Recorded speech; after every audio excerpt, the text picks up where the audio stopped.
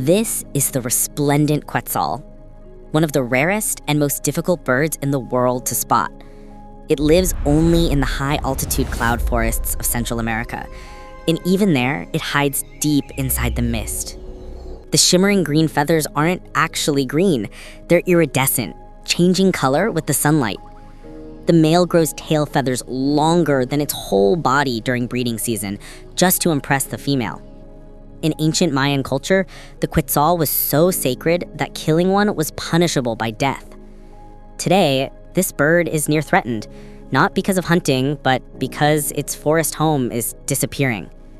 If you care about nature's beauty, share its story.